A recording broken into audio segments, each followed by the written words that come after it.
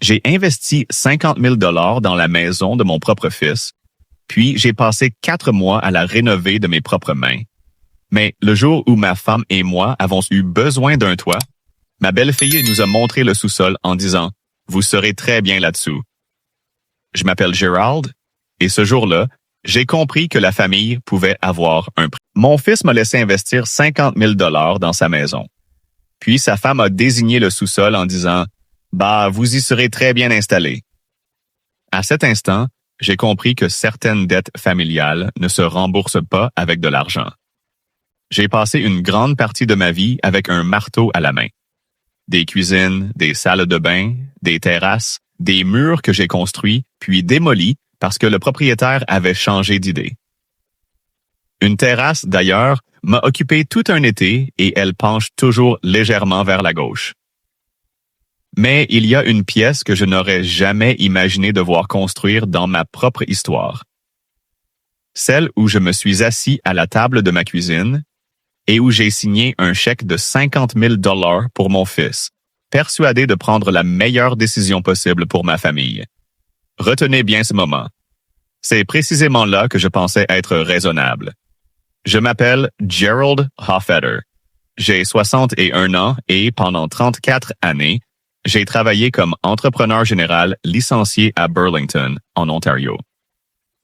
Je sais reconnaître une bonne affaire, repérer un travail mal fait et estimer presque instantanément le prix d'une rénovation. Ma femme Pet plaisante souvent en disant que lorsque j'entre dans une maison, je calcule mentalement le coût de la démolition avant même de retirer ma veste. Elle n'a probablement pas tort. On m'a également déjà dit qu'avec ma casquette, mes vieilles bottes et ma façon de râler, je ressemblais davantage à un entraîneur de softball mécontent qu'à un entrepreneur fraîchement retraité. Là encore, je ne peux pas vraiment protester. Avant d'aller plus loin, dites-moi simplement d'où vous regardez cette histoire. J'aime toujours savoir dans quel coin du monde quelqu'un écoute. Pendant des décennies, Pet et moi avons vécu sur Glenwood Crescent, dans une maison de 4 chambres avec un jardin beaucoup plus ambitieux que nos capacités à l'entretenir. Nous avions essayé de faire pousser des tomates. Elles n'avaient jamais vraiment donné ce qu'on espérait. Pet avait aussi un parterre de fleurs dont elle s'occupait avec une patience incroyable. Malgré 3 incidents différents avec le chien d'un voisin, un petit animal nommé Biscuit. C'est là que nous avons élevé nos 2 enfants. Notre fille Mara vit aujourd'hui à Calgary. Elle envoie toujours ses cartes d'anniversaire à temps et range absolument toutes par ordre alphabétique. Notre fils Derek, lui, a toujours été différent. Derek possède ce talent particulier qui lui permettrait probablement de convaincre un policier de lui donner une contravention tout en faisant croire à l'agent que c'était une excellente idée. Il a épousé Simone il y a 5 ans. Simone est méthodique, extrêmement organisée et adore les listes numérotées. Elle peut envoyer un courriel avec 6 points précis et un objet qui résume déjà toute la décision. Je ne dirais pas qu'elle est insensible. Je dirais plutôt qu'elle dirige sa vie comme une entreprise parfaitement structurée et lorsque vous n'en faites pas partie, vous le sentez immédiatement. Il y a environ 3 ans, Derek et Simone ont décidé qu'ils voulaient acheter leur propre maison. Pas un petit appartement, mais une vraie maison familiale. 4 chambres, un sous-sol aménagé et un quartier où leurs futurs enfants pourraient fréquenter de bonnes écoles. Ils ont trouvé une propriété sur Alderton Drive, à Hamilton, à environ 22 minutes de chez nous lorsque la circulation était correcte. Le prix demandé était de 680 000 $. Ils avaient déjà économisé une partie de l'apport, mais il leur manquait encore une somme importante. Le financement supplémentaire aurait rendu leur mensualité assez difficile à supporter. Derek est venu me voir un dimanche de mars. Il s'est installé à ma table de cuisine. Je savais déjà qu'il voulait quelque chose avant même qu'il prononce un mot. Il avait exactement le même regard que lorsqu'il était adolescent et qu'il venait me demander de l'argent après avoir répété son discours dans la voiture. Il m'a dit, « Papa, je n'aime vraiment pas avoir à te demander ça, mais on est un peu coincé. » Je lui ai demandé, « De combien as-tu besoin? » Il a cligné des yeux. « Tu ne veux même pas savoir ce qui se passe? » Je lui ai répondu, « Derek, je te connais. Tu n'es pas venu ici pour parler de la météo. Combien? » Il a fini par dire, « Il nous faudrait environ 40 000 $. Avec ça, on pourrait réduire suffisamment le montant du prêt pour que les paiements restent supportables. » Je n'ai pas répondu immédiatement. J'ai réfléchi. Pas tellement à l'argent, mais à Pet et à notre avenir. Nous approchions tous les deux de la soixantaine. Notre maison de Glenwood Crescent comportait plusieurs niveaux et, même si nous nous en sortions parfaitement bien, je savais que les escaliers ne deviendraient pas plus faciles avec les années. Mais il existe quelque chose de particulier lorsqu'un fils adulte s'assoit devant vous et que, pendant quelques secondes, vous ne voyez plus l'homme qu'il est devenu. Vous revoyez l'enfant qu'il était, et ce souvenir peut complètement brouiller votre jugement. J'ai finalement dit, je vais te donner 50 000 $. Il a commencé à protester, mais j'ai levé la main. Je veux seulement une chose en échange. Pas maintenant. Peut-être même pas dans quelques années. Mais un jour, ta mère et moi allons vieillir. Si jamais nous avons besoin d'un endroit où vivre, je veux savoir qu'une place nous sera réservée dans cette maison.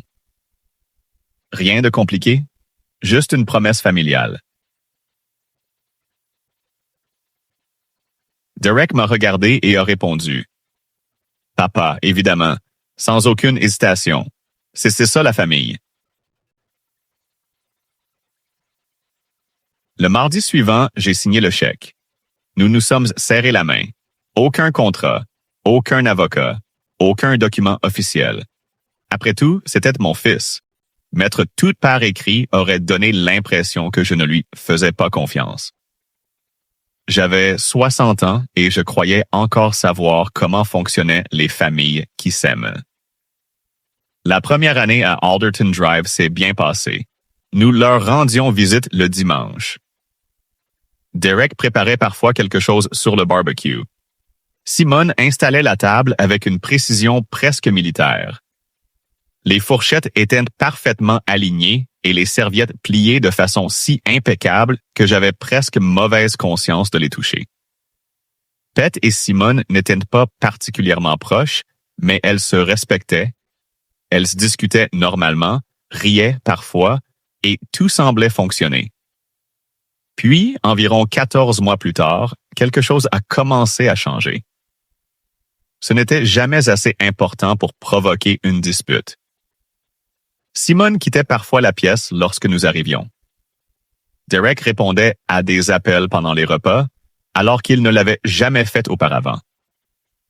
Rien de franchement hostile, seulement une différence dans l'atmosphère, comme une pièce qui devient légèrement plus froide avant même que vous remarquiez qu'une fenêtre est ouverte. Un automne, Derek m'a appelé pour m'expliquer qu'ils envisageaient d'importantes rénovations. Leur suite principale avait besoin d'être modernisée. La salle de bain attenante était trop petite. La cuisine commençait également à dater. Il avait demandé plusieurs devis et les montants étaient beaucoup plus élevés que prévu. J'ai immédiatement demandé « Combien ?»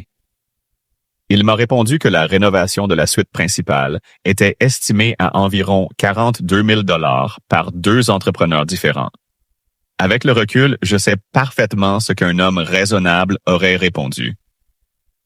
Quelque chose comme « Bonne chance avec ça, mon fils.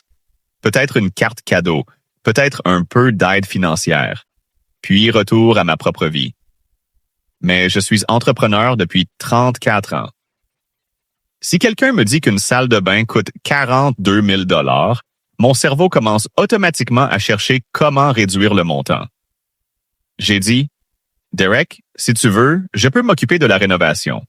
Je peux gérer les permis, coordonner des artisans et acheter les matériaux à de meilleurs prix.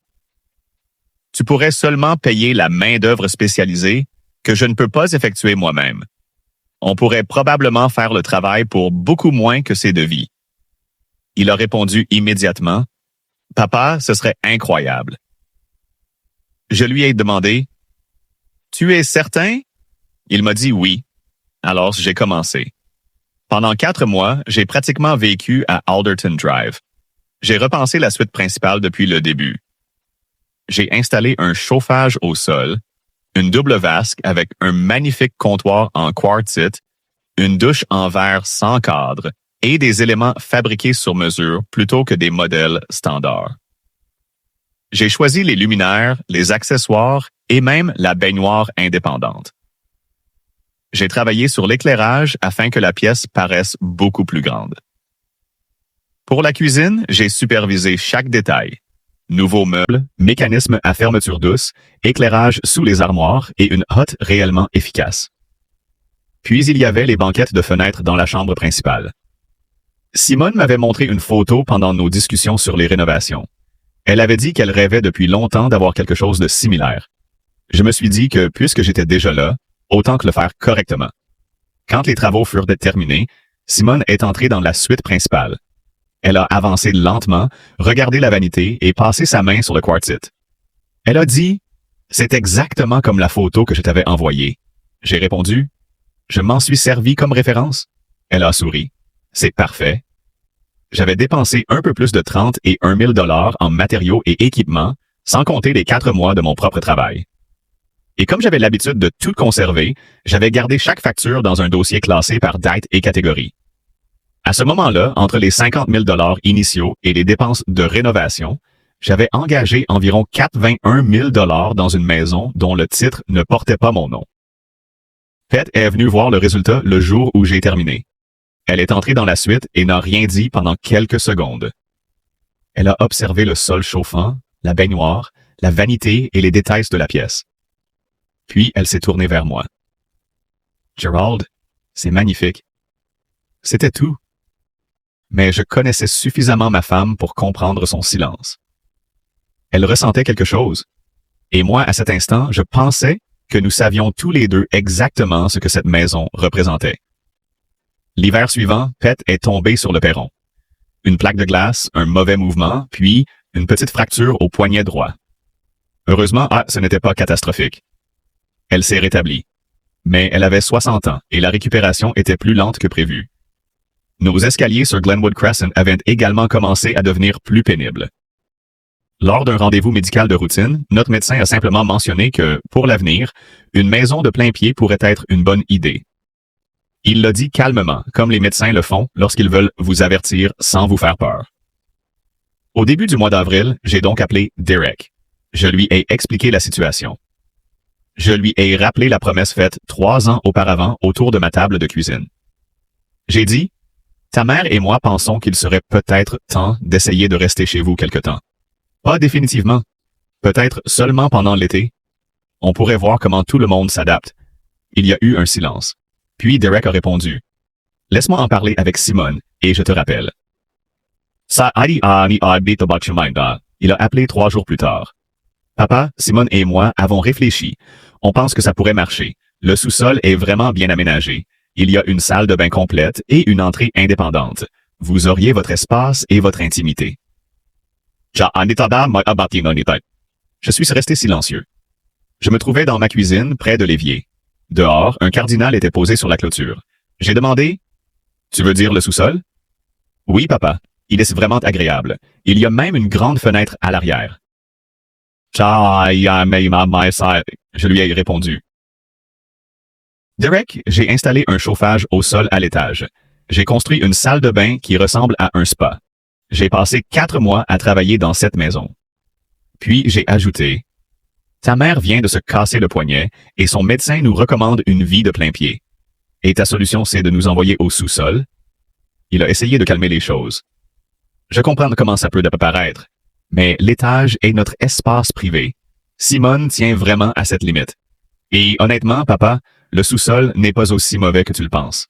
Je lui ai demandé, « Et qu'est-ce que tu crois que je pense? » Il n'a rien répondu. J'ai finalement dit, « J'ai besoin d'y réfléchir. » Puis j'ai raccroché. Pet est arrivée quelques minutes plus tard. Elle avait entendu la conversation et savait immédiatement que quelque chose n'allait pas.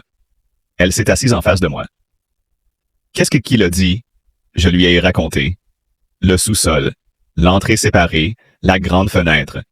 Elle a gardé le silence, puis elle a dit « Le sous-sol ». Elle ne posait même pas une question. J'ai répondu « Oui ». Elle a regardé la table et a murmuré « C'est moi qui ai choisi cette vanité. Je me suis assise ici avec Simone et nous avons regardé des dizaines de photos ensemble. Je l'ai aidé à choisir la vanité. Le carrelage aussi. » Elle s'est levée et est allée faire chauffer de l'eau. Elle n'a plus parlé de cette histoire ce soir-là. Mais c'est précisément à ce moment que j'ai compris ce que je devais faire. Le lendemain matin, j'ai appelé Léonard Passy. Léonard et moi étions amis depuis 38 ans. Nous nous étions rencontrés en 1987 sur un chantier. Il travaillait alors comme arpenteur sur une propriété voisine. Nous avions fini par déjeuner plusieurs jours au même endroit, assis sur un bloc de béton, et une simple relation professionnelle était devenue une véritable amitié. Léonard avait travaillé pendant 31 ans comme avocat, spécialisé en litige civil avant de prendre sa retraite. Il faisait partie de ces personnes qui vous disent la vérité avant même que vous ayez terminé votre question. Il a répondu presque immédiatement. Je lui ai raconté toute l'histoire. Les 50 000 $, les travaux, les 30 et 1 000 $ de matériaux, la promesse familiale et la proposition du sous-sol. Il est resté silencieux.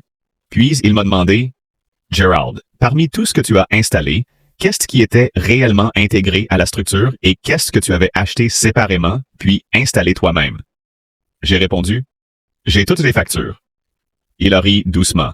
« Ah, évidemment que tu les as. C'est probablement la chose la plus prévisible que tu pouvais me dire. » Puis son ton est devenu sérieux. Il m'a demandé de sortir mon dossier et de dresser la liste de tous les éléments que j'avais personnellement achetés. La baignoire, la vanité, les luminaires, les banquettes sur mesure. Tout ce qui pouvait éventuellement être considéré comme un bien personnel plutôt qu'une partie permanente de la maison. Il m'a expliqué qu'il existait des distinctions juridiques importantes entre certains éléments devenus partie intégrante d'un immeuble et certains biens personnels installés dans celui-ci. Puis il a ajouté « Je suis retraité, Gerald. Je ne suis plus ton avocat.